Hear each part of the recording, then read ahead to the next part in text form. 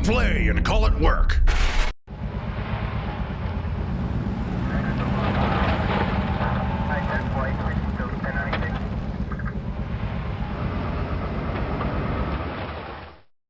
Hey there guys, Quirk here, and welcome to this week's Sit and Talk featuring yours truly.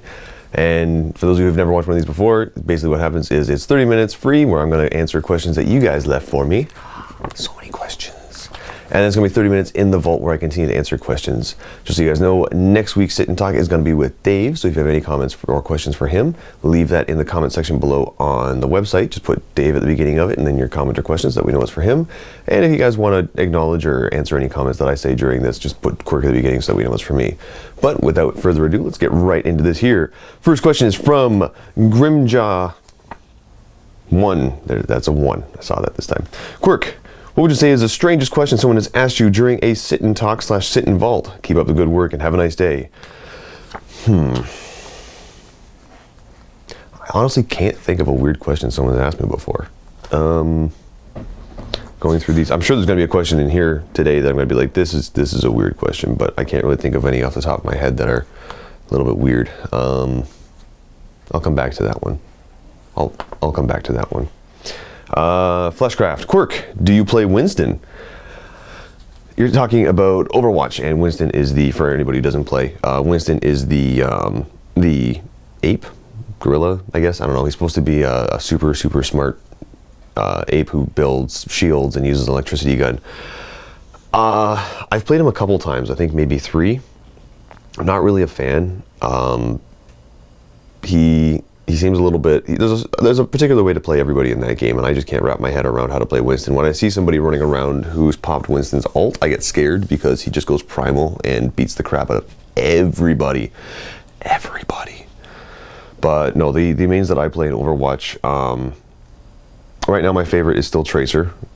Big fan of using Tracer. If I'm playing defense, I'll use Widow, or Black Widow, or whatever the sniper's name is.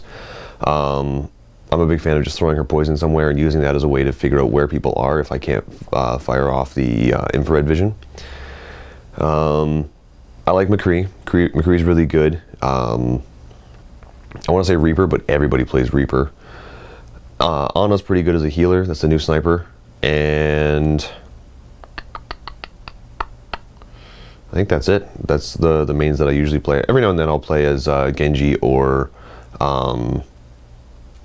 and now the name escapes me, the guy with the bow and arrow, and that'll come back to me. But no, I've tried Winston. A couple that I don't play very often are Winston, Junkrat, and like these are the ones that I see and I just get upset, and Mei. And I see them and I get really upset because I'm like, these guys are really good, but every time I play them I do really bad. So yeah, but no, I don't play Winston. Yeah, I usually play one of the other ones. I like being the armor. Every now and then I'll play Reinhold just because nobody wants to be the tank, so I'll take up Reinhold and just throw that shield up. And that usually will get me somewhere on the top charts because it'll be like most damage blocked. So next up we got Daka Boom Boom. Quirk, I have some amazingly good news. My friend has crashed his car and spectacularly smashed his pelvis into smithereens. That's not good news. And leaving him immobile for a while. Don't worry, he'll live. Well, that's good. And he took up collecting orcs. Now, between me, my wife, and Andy, I'm assuming that's the guy who hurt himself, we have all three factions. We have all 3 factions covered. So, are there any must-have units for a good Orky army for my battered buddy? Ooh. I'm assuming he's just starting. So, some good things that he's going to want to get are trucks. Trucks are good just for getting your guys around, unless you're going to do speed freaks that I did, so you can get bikes. Bikes are also a lot of fun. Mega Knobs, they're the equivalent of your Terminators, so it's good to have them. I'm upset they don't have an invuln, but it's okay, just throw a custom force field out there. But some must-have things, Ludas. 1 wound Ludas, not the 2 wound ones, those aren't released yet. And I'm hoping Games Workshop watches this and they're just like, you know what, Ludas should be 2 wounds. Let's make them 2 wounds just for that guy. I would appreciate that. Games Workshop, help me out here. No, Ludas are really good. They are your long-range heavy hitters. A neat trick that you can actually do with them is if you take Ludas and bring a unit of 10, throw a mech with mega armor into a truck, that way they get slow and purposeful, you can drive the truck around 6 inches and still fire at full ballistic skill.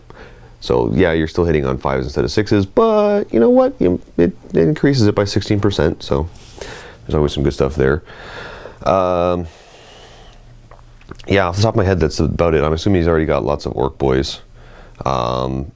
Knobs are good, especially on bikes. If you get a knob squad on bikes with a pain boy and give them all power claws, they can go around crushing stuff, so it's always good. That's all I can really think of for somebody who's just getting into it.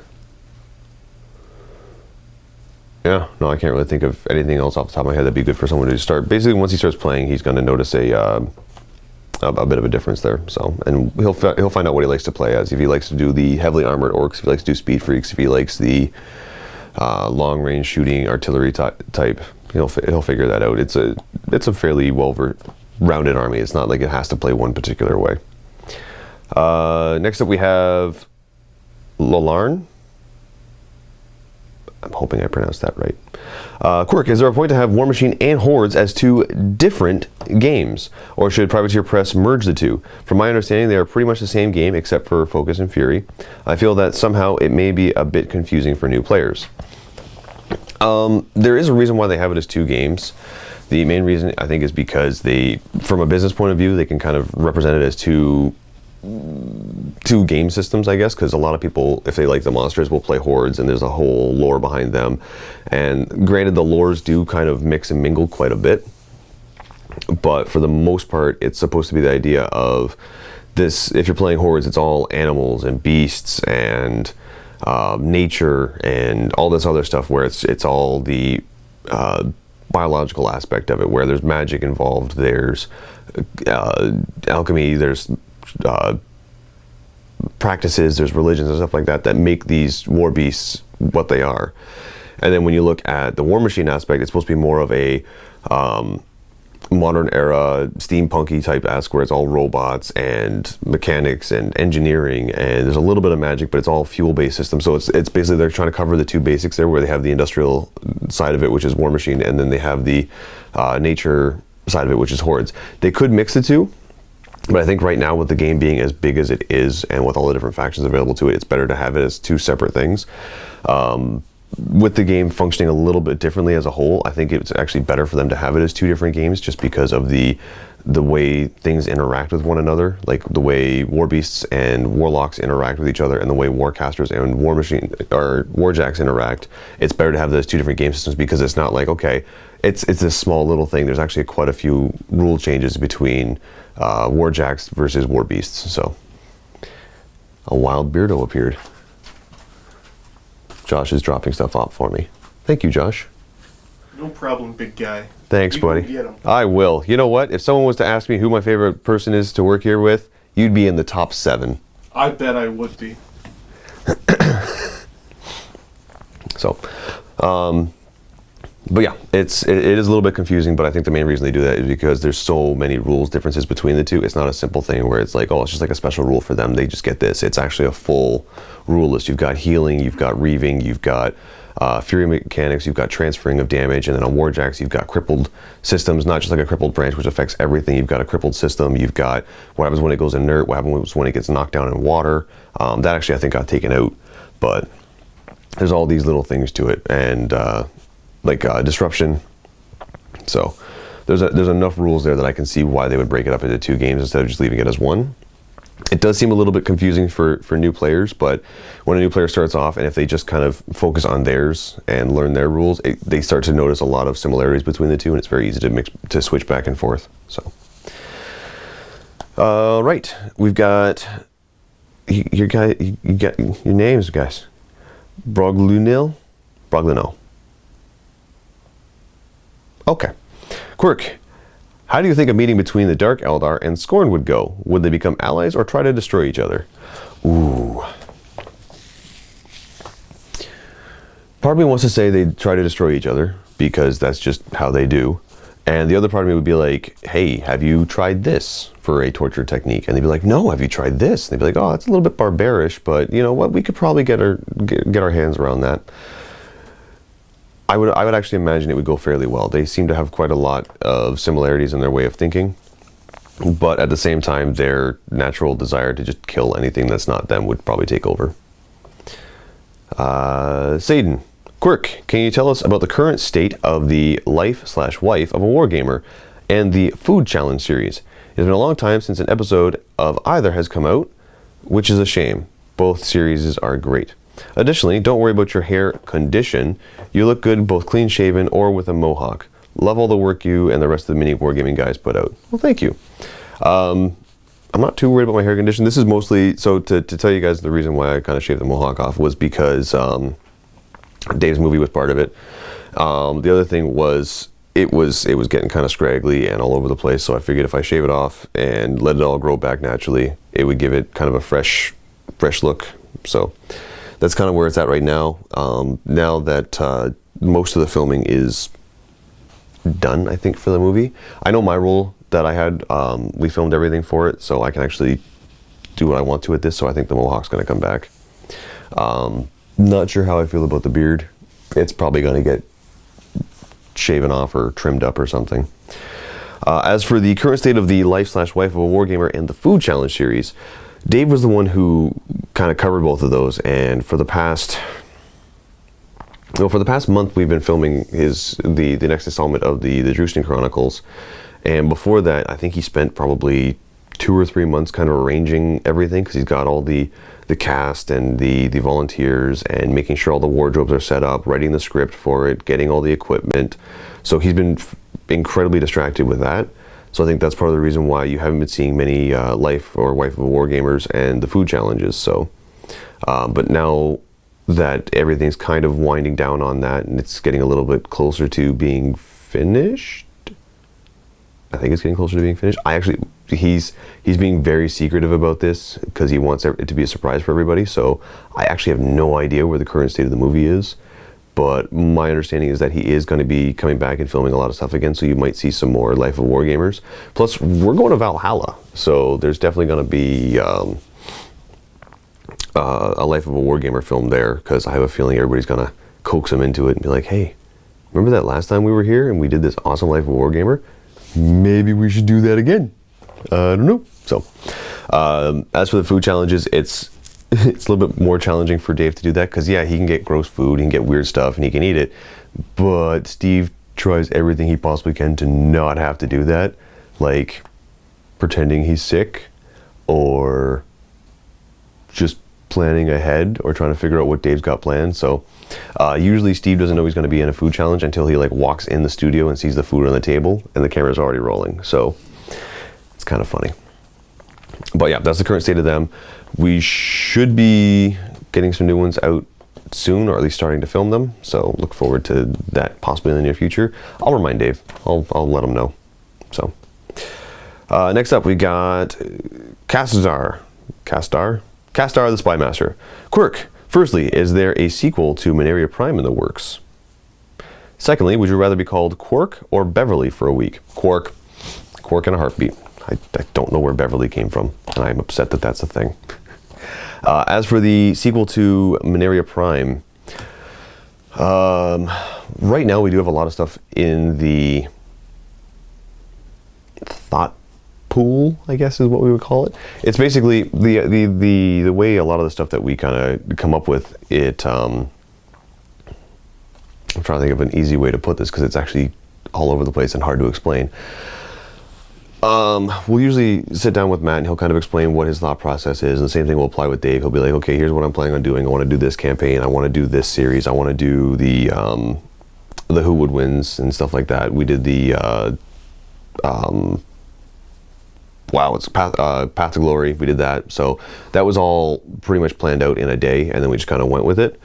As for doing sequels to campaigns, Matt usually likes to try and write out a story for those, and right now I think he's working on the one with Josh. And then after that, we're trying really, really hard to talk him into doing something else. If you guys get the newsletters from Matt, you'll understand what I'm hinting at there, but I'm not gonna openly say it on camera because I don't know. So, as for a sequel to Mineria Prime, there is not one in the works right now, but it doesn't mean there can't be one in the future. Ultra 12. Hey Quirk, I was wondering how all the filming ended up going for the new movie. Also was wondering what your thoughts were on the upcoming Valhalla trip. Thanks, Ultra 12. The filming for the movie, from my point of view, from when I was filming everything with everybody, went really, really well.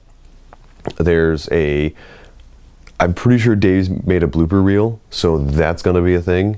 And there's a lot of stuff in there that I'm not going to spoil because it's hilarious. One thing I will tell you guys, because I'm pretty sure we didn't have the behind the scenes camera up for it, was that yesterday I did the last scene with a lot of the facial stuff on. Like I had a lot of costume on me, and it also turned out to be one of the hottest and muggiest days out. So I'm out there and I've got like 2 shirts on, I've got fur, I've got rubber boots, I've got like stuff going over my head, I've got gloves on, and I was just pouring sweat. I had it all on for maybe a grand total of 2 hours, and when I took it all off, it looked like I had gone swimming because it was just so uncomfortably hot. But yeah, that was no es bueno. But no, the actual filming of it went really, really well. There's a lot of really good shots. Dave asked me to do a character and an accent and things I've never done before. So hopefully you guys enjoy that. And I also found out that Dave likes to use me as a stuntman. So we have an air mattress that we can fall on if we're doing any crazy like falls or trips or like anything like that. And there was one scene where somebody gets punched in the face and falls back, and I was doing the fall back and I missed the air mattress and I landed straight on my back on the hard ground. I'm like, that hurt. So got back up, went right back into it. But yeah, it was not pleasant. As for the upcoming Valhalla trip, I am so excited. You don't even understand. I'm like, God, I'm literally okay. The Valhalla trip is going to be interesting. I've been repainting my cephalix for it. Like I've got all my, you can kind of see them here. These are all my cephalix that I have to repaint so they look a little bit better. I've got a good number of Ultramarines painted, and then Matt went and bought a Ultramarine army. And I think he did that just to rub it in my face and be like, yeah, you could paint an army, or you could just buy one. I'm like, oh, you would do that. So, yeah, I'm very excited for the Valhalla trip. I'm excited to just kind of relax a little bit and hang out with everybody and play some games. I'm not looking forward to the flight. I don't hate flying. It's not like I have, I could actually. I have a problem with sitting still for a long period of time.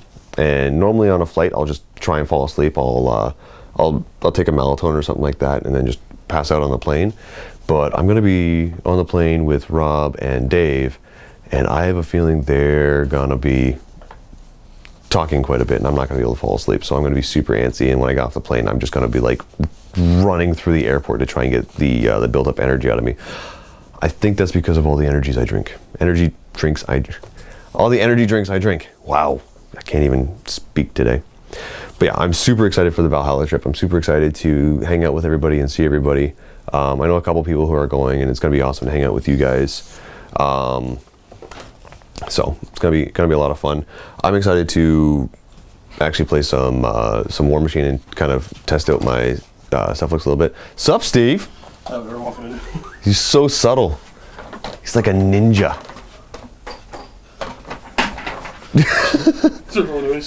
So, yeah, so I'm excited for the Valhalla trip. It's going to be good. And, okay, we're doing good for time here. Next up, we got Ulstaman 1. Quirk. Recently, I've been looking into a new 40k army, but I've been tied between Loyalist and Chaos Marines. I was wondering what your opinion with the fluff of the armies, gameplay, etc., Loyalist or Chaos. I want to say Loyalist, but that's because I play Ultramarines, and usually I can walk in the office, I'll say Ultramarines, and 3 people fall asleep.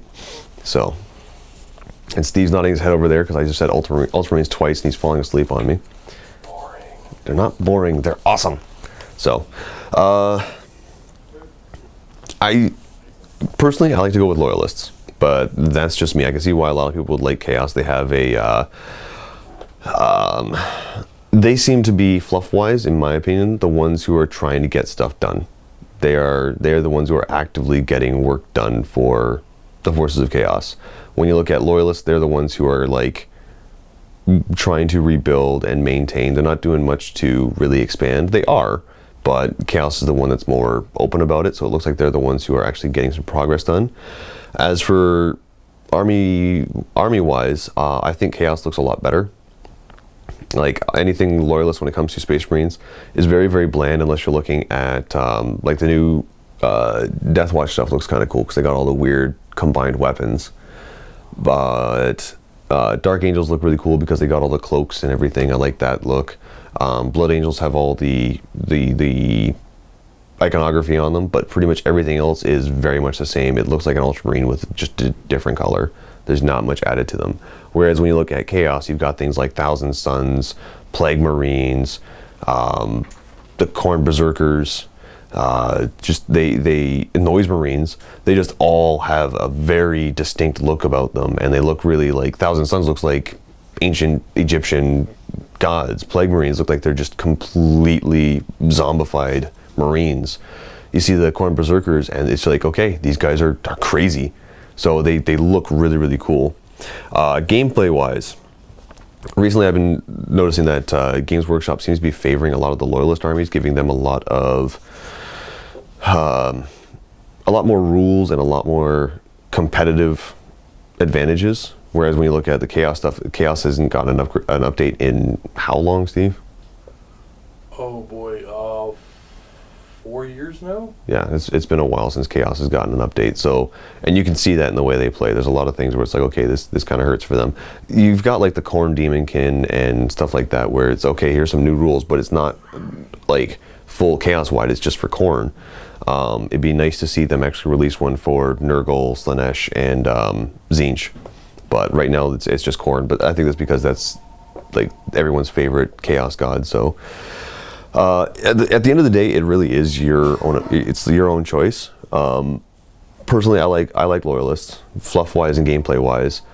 If I could get Loyalists that look as cool as the Chaos stuff, I'd be set. But I've noticed more and more and more that all the Loyalist stuff has a very clean cut, very almost polygon look to them, where it's just like it's always perfect. Whereas when you look at Chaos, you can do whatever you want. It looks fine. You can green stuff. You can cover a model in green stuff, and it's now a Nurgle. So, but yeah, it is completely your choice. I like Loyalists, but I can definitely see why people would have a tough choice there and maybe want to go with Chaos. So, next up we got Bowser Delta. That's actually a cool name.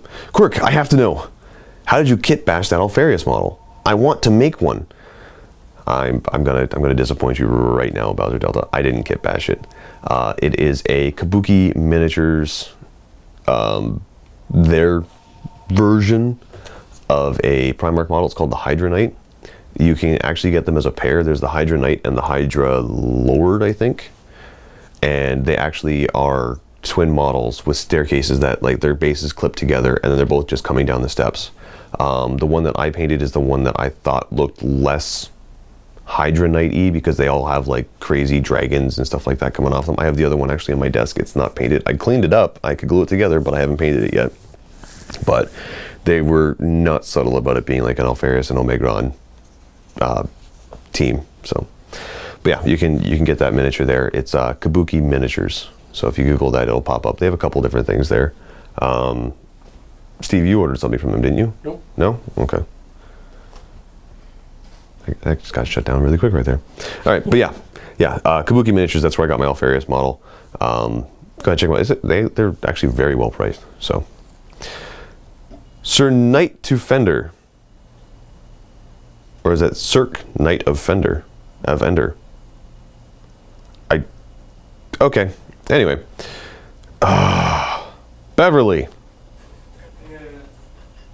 and the entire office chuckles. How did the filming go with the orc mask? Oh, it was uncomfortable. Last day of filming with that, I had it on and I was sweating, and normally they'll put silicone glue around my eyes so that none of the sweat actually gets in, but there was actually a little bit of a break right here, so anytime I tilt my head this way or lean back or lean forward, all the sweat from my head would come in, it would get caught here, and it would slowly trickle around my eyebrow into here and then just pool right in my eye, so I was just constantly getting sweat in my eyes. Anytime I'd bend over, it looked like I was crying because it was just pouring sweat out of my eyes and my nose. So it was not a pleasant experience. It looks really good, but it wasn't fun for me. I didn't enjoy that mask, and yeah, it wasn't fun. Everything else about filming the movie was fun, not that mask.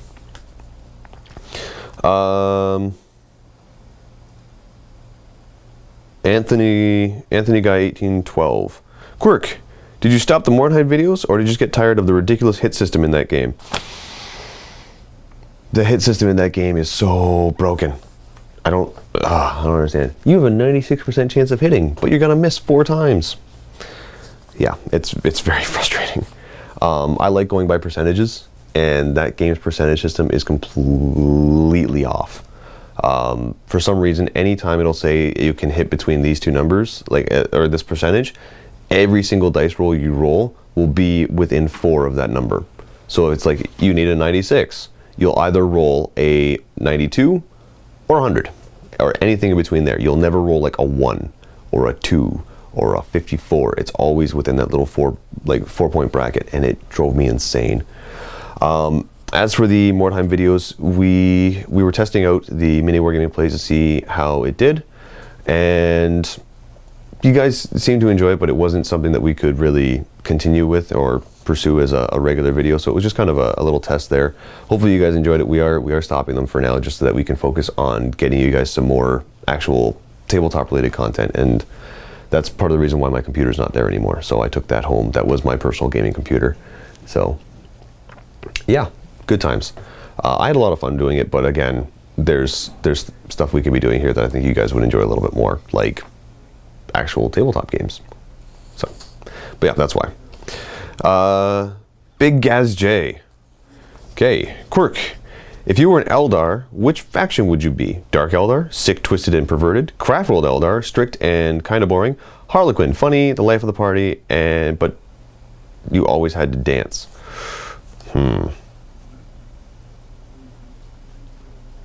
Steve's sitting over there like, I know the answer to this. I wasn't paying attention. Oh. If I was an Eldar faction, which one would I be? Dark Eldar, sick, twisted, and perverted. Craftworld, strict and kind of boring. Harlequin, funny, the life of the party, but I always have to dance.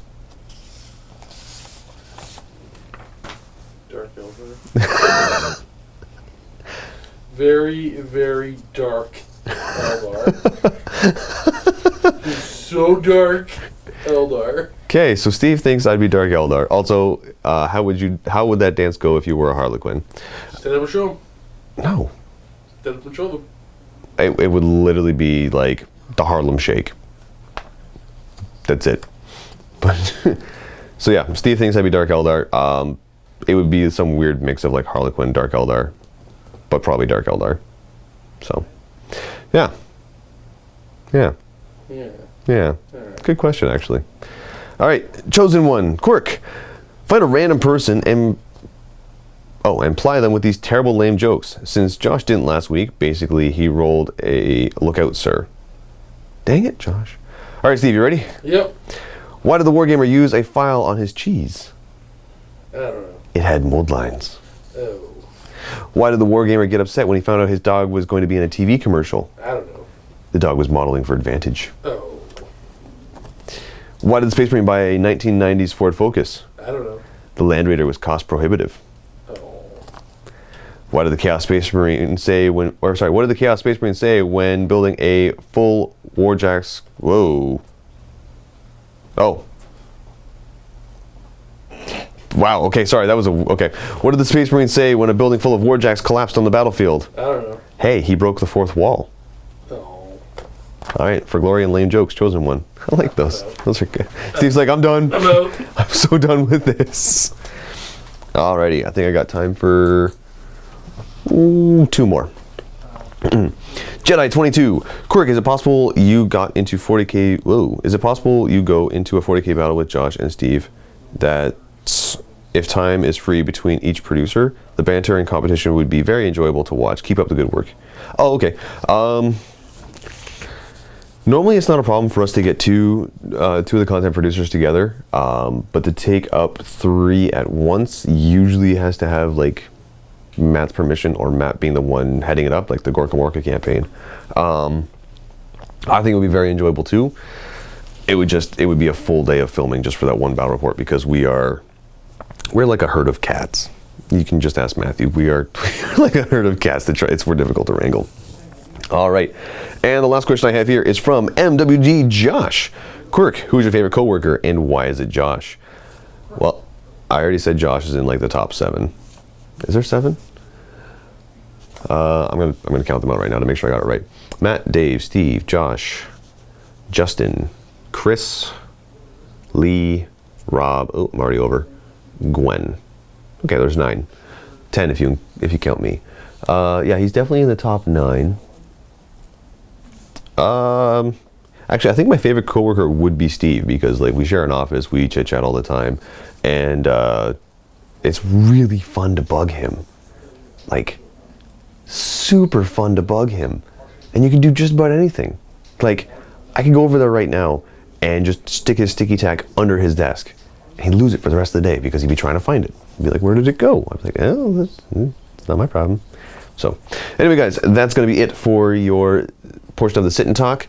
Hopefully you guys enjoyed it. As a quick reminder, next week is going to be a sit and talk with Dave, so if you have any questions or comments for him, leave it in the comment section below on the website, because I think comments are disabled on YouTube, and just put Dave at the beginning of it with your comment or question so that he knows. And if you guys want to basically acknowledge anything I said, I don't think I really said anything that's worth acknowledging right now, but if you want to, just put Quirk at the beginning, not Beverly, and just your comment there so I know it's for me.